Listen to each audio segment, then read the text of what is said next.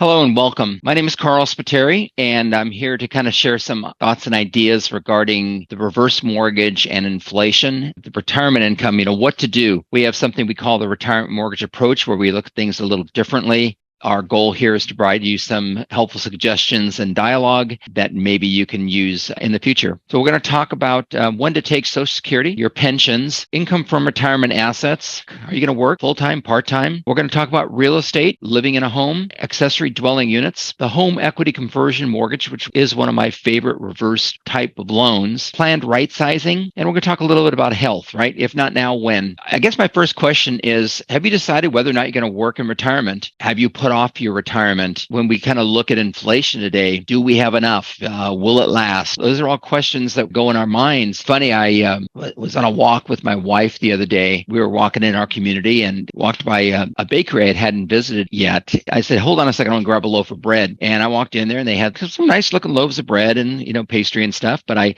said, can I get a rosemary olive oil 1 pound round? And they said, of course, so they give me the thing. I hand them my credit card because that's all I had on me. It was $7.50. When you think about a loaf of bread costing $7.50, it's kind of different, right? Things are more expensive. You fill up your tank with gas and it's more than it has been in the past. You get your utility bill and it's more than it has been in the past.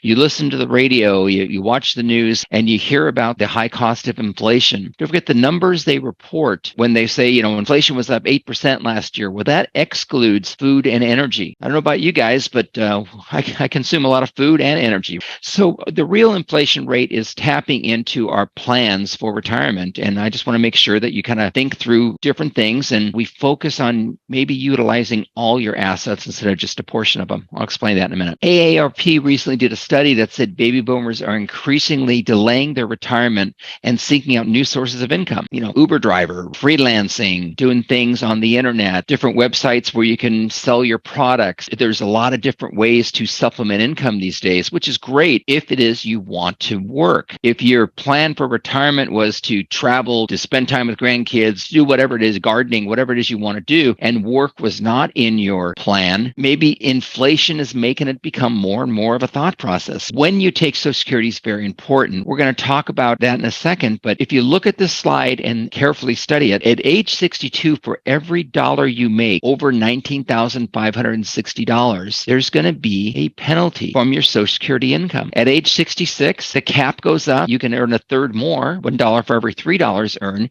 but there's still a penalty. Look at the cost of living today. Do a budget if you haven't done one, right? What is it costing you to live? Not gross, but net. And if you're spending more than these numbers, you got to take that into consideration when you decide, I'll just take Social Security and that can be part of my income. Maybe yes, maybe no. However, I think you need to really think through it. I uploaded this off the Social Security website just yesterday, and it shows that in this scenario that we plugged in here, and again, this is neither here nor there, it's just to make you think, the 2023 benefit was reduced for this individual by $9,380. This is their Social Security money, but they're taking it away from you because you are either wanting or needing to work. Basically, from the Social Security website, they say we withhold benefits starting at the beginning of the year. You do not pay partial monthly benefits based on estimate earnings. Next year, they're going to know how much you actually earn in 2023, and they'll calculate how much benefit should have been reduced. You're dealing with Social Security Administration, and they're going to do it as they see fit. This is what they're requiring.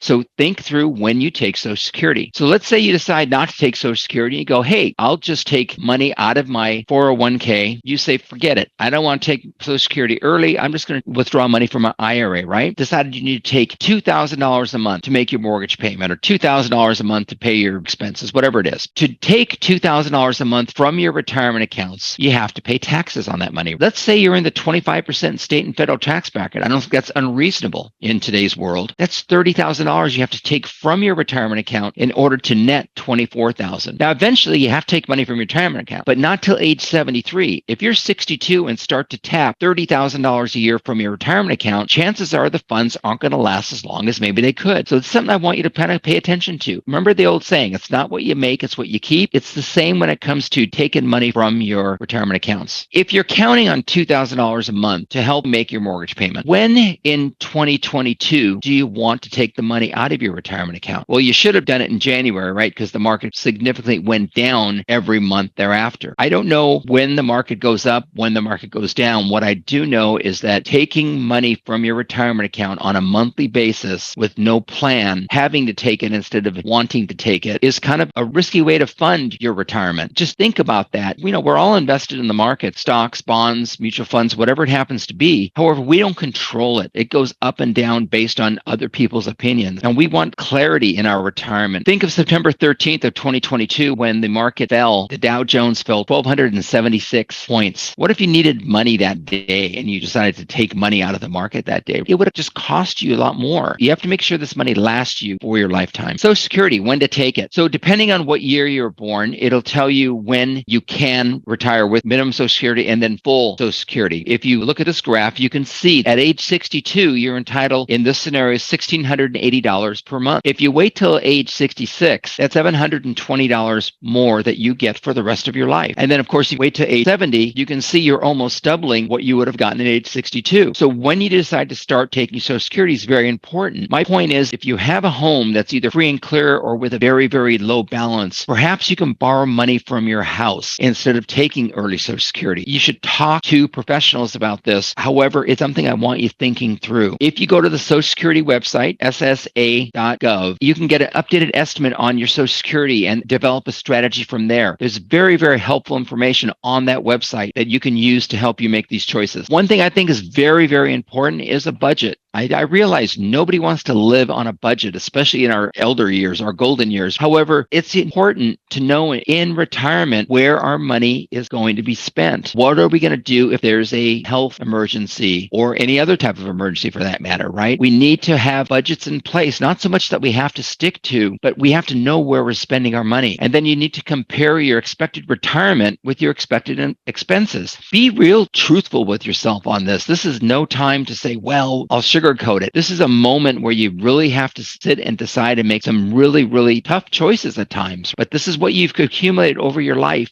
We need to know how we're going to spend that in retirement. This is the reverse mortgage, the HECM, that I'm very biased toward. I think it's a great loan for a lot of people, not for everybody, but for a lot of people. The home equity conversion mortgage as one reverse mortgage product. It can help improve cash flow. It can reduce financial stress. It can give you that emergency blanket you need going into retirement, in my opinion. The proceeds from a reverse mortgage are generally not considered income. It's home equity. It's your money. It's your equity built up over the years. So it's not taxable. You can receive the money monthly. You can receive a lump sum. You can just take out enough to eliminate your current mortgage payment. You can just have an emergency line of credit. On the line of credit, I will tell you that it's the only line of credit that you can get. When you use the money, you don't have to make a payment on. The line of credit grows by the amount of your interest rate plus 0.5% each and every year. Now that's contractual. HUD or FHA is guaranteeing that in the loan documents. It's a really, really good product in my opinion. So you say, Carl, you know what? I don't own anything on my house. We don't have any financial challenges. We're young. We're only 62 years old. We're going to wait 10 years and then get a reverse mortgage based on your advice. Well, let's look at the numbers. If you're age 62 and let's say you own a $600,000 home with an expected rate of 4.375, you're going to start off with a $178,000 line of credit. That money just sits there. Do nothing with it. You don't take it. You don't use it. It just sits there, but it grows.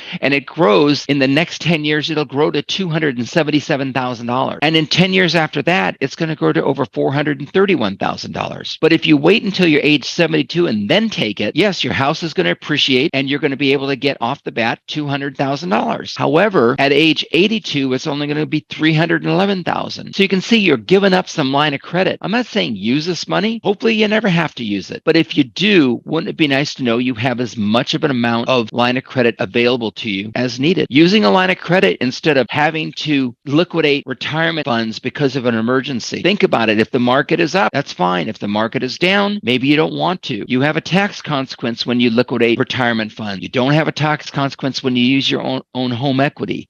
You can use it for estate planning purposes. A lot of different things you can do with this home equity conversion mortgage. I want you to kind of learn more about it and decide if it's right for you. Real estate in retirement. A lot of times people will say, well, you know, maybe we're just going to sell the family home and we're going to rent.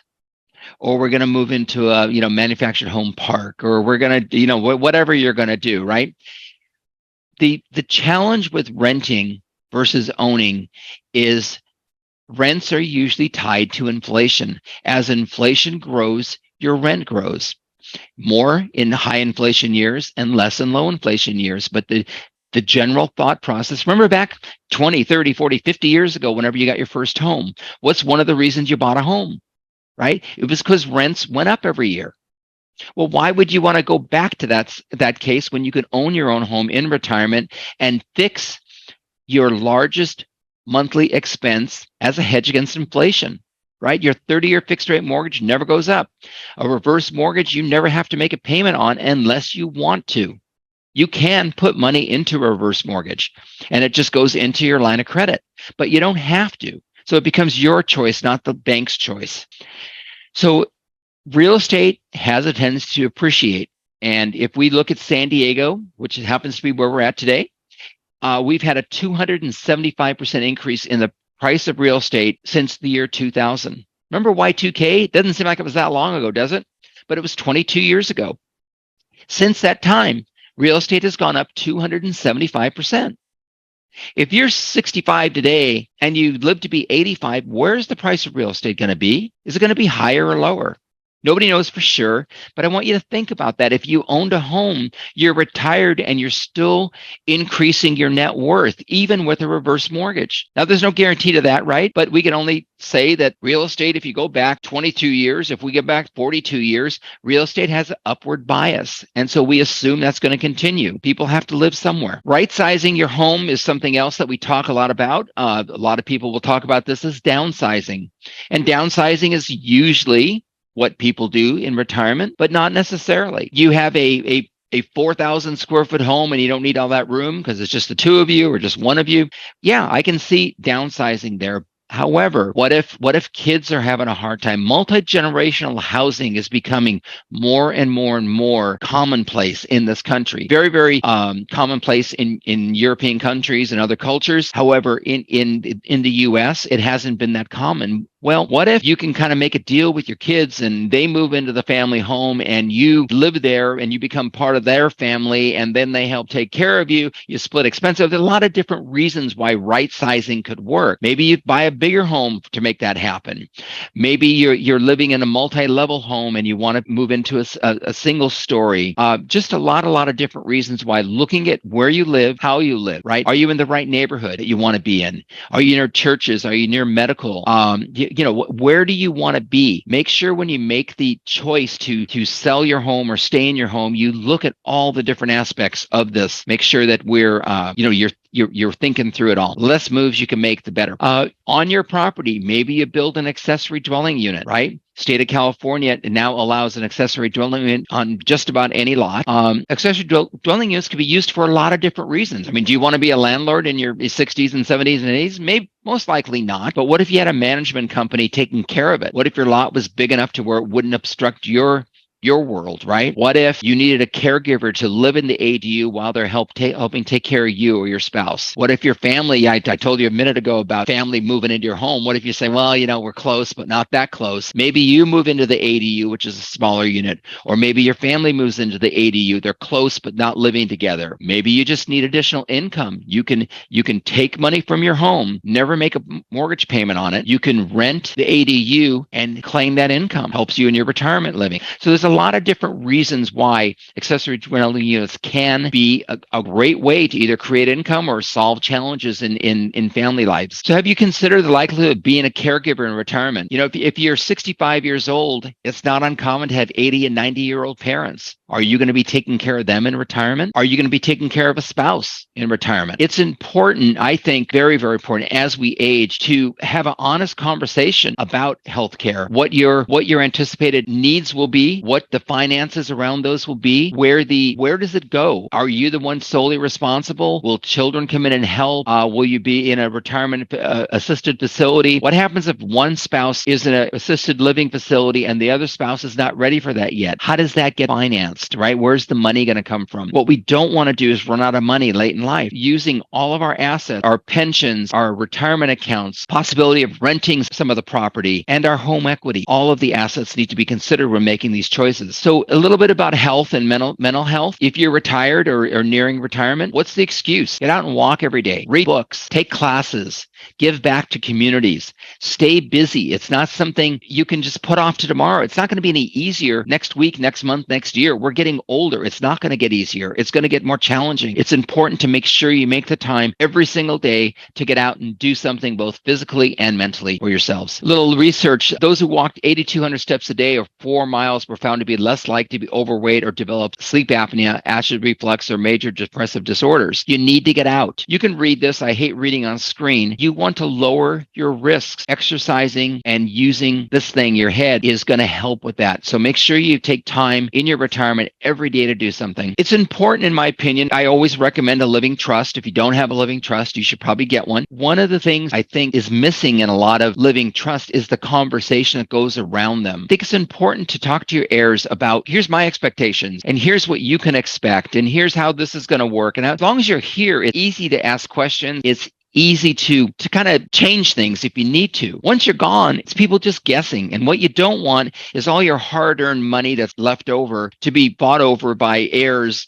and their attorneys. Another thing that is kind of hard to give advice on, but one of my favorite uses of a reverse mortgage, if you're really close to family, right? Let's say you have some grandkids, you don't want to leave them something. Why not maybe think about giving it to them now? What if you want to help them buy a house? Wouldn't it be nice to help them buy a house today as opposed to 20 years from now? We know what's going to happen to the value of homes 20 years from now.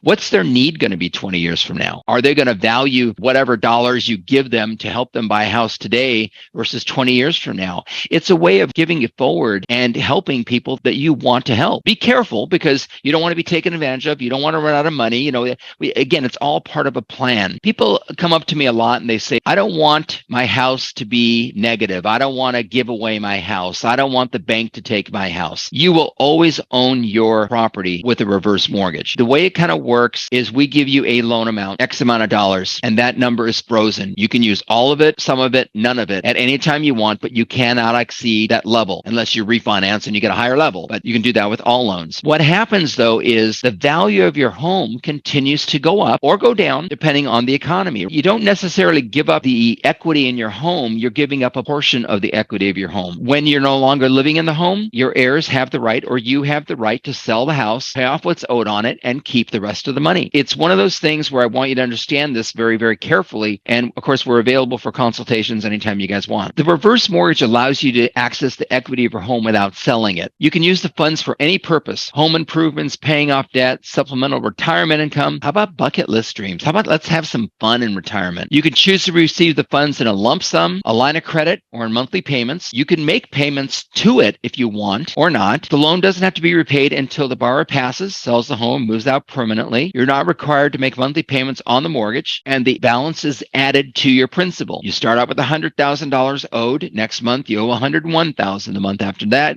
or the year after that, you owe $102,000. However it works, you're able to kind of manage that if you decide you want to make payments on it, and you retain ownership of your home as long as you continue to live in it. No one can ever ask you to leave, I believe, up until the age of 150. So I think you're going to be fine there as long as you maintain property taxes, homeowners insurance, and of course, the city doesn't evict you because your house is such a mess. We always emphasize to seek professional advice. Seek advice from specialists, realtors, attorneys, financial planners, mortgage planners, people that are there to help you, not to sell you a product. So to be eligible, you must be 62 years or over. You must live on the property, and you must pay your own taxes and insurance. If you're eligible and you'd like to talk more about it, schedule a meeting with us today. Discover Solutions. We kind of talk you through. We have a 20-page questionnaire that talks about all aspects of retirement, and we'd love to share that with you. But we want you to make the right choice for you. Consumer protection, this loan is probably more regulated than most loans. There's mandatory counseling before you get this loan. You need to talk to or take a class through a neutral third party that we cannot recommend and ask them your questions. They tell you about the program, you ask your questions, you make sure that whoever's telling you about it is telling you correctly and that you've got all your questions answered. There's a financial assessment. In the old days, you did not have to qualify for these things. Now there are some qualifying obstacles that you have to go through. Non-borrowing spouse can remain in the home in these days, in these times where they couldn't in the past. This is a non-recourse loan. So if your property does happen to go upside down, say we run into a recession like we did in 2008, where values drop significantly and your house is upside down, your heirs have the choice to give back the house or to keep it and sell it and keep the profits. If you have money in a retirement account and your house happens to be upside down, it's called a non-recourse property. So they cannot take your retirement accounts to fulfill the obligation of the mortgage. There's protection there. And there's no prepayment penalty. You can pay this off at any time. You can refinance anytime, just like any other mortgage. So what does a stress-free retirement look like to you? I don't know. Only you know, but I'd love to schedule a 15 to 30-minute consultation with you to kind of discover these numbers you can reach me at. I'd love to hear from you. Again, we take an educational approach to mortgage lending, and we'd love to have a conversation. Thank you very much for your time. I appreciate it. Have a good day.